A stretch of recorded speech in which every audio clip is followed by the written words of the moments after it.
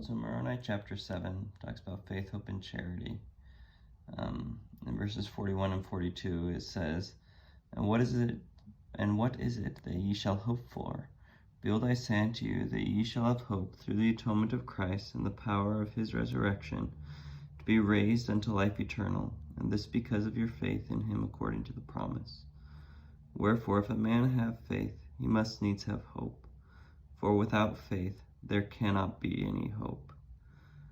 I really believe that statement, that without faith there can't be any hope. Without faith, existence is bleak and hopeless. There's no life after death. Nothing you do in life will matter because you will be dead, and your existence will cease. It doesn't matter if people remember you, and they probably won't. It doesn't matter if you made an impact on the world, because you won't be around. You will be nothing.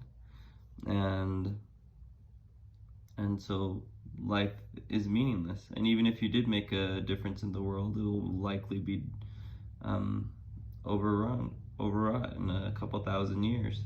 And in the long run, it wouldn't matter. So everything and everyone becomes nothing and meaningless unless you have faith. He talks a little bit more. He says, And again, behold, I say unto you, that ye cannot have faith and hope, save ye shall be meek and lowly of heart. In order to have faith, you need to believe in things that you don't know, which means that you have to accept the fact that you don't know things. You need to believe in the scriptures. You need to believe in what other people tell you or what the scriptures tell you. And believe in things that you cannot control and that you cannot know. And that requires you to be meek. That requires some humility. So it requires you to be meek and lowly of heart. If so, his faith and hope is vain, for none is acceptable before God, save the meek and lowly in heart.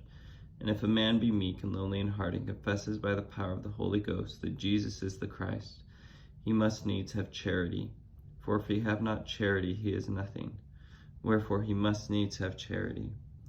And charity suffereth long, and is kind, and envieth not, and is not puffed up, seeketh not her own, is not easily provoked, thinketh no evil, and rejoiceth not in iniquity, but rejoiceth in the truth, beareth all things, believeth all things, hopeth all things, and endureth all things. Wherefore, my beloved brethren, if ye have not charity, ye are nothing.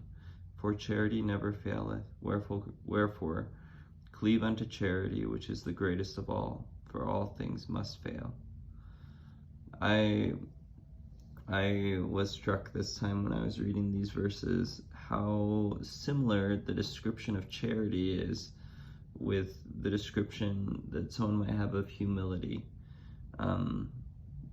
Someone who is charitable in verse 45 is described as not puffed up, not seeking your own, not easily provoked. Those are all traits that I associate with someone who is also humble, someone who's not puffed up and doesn't have easily wounded pride.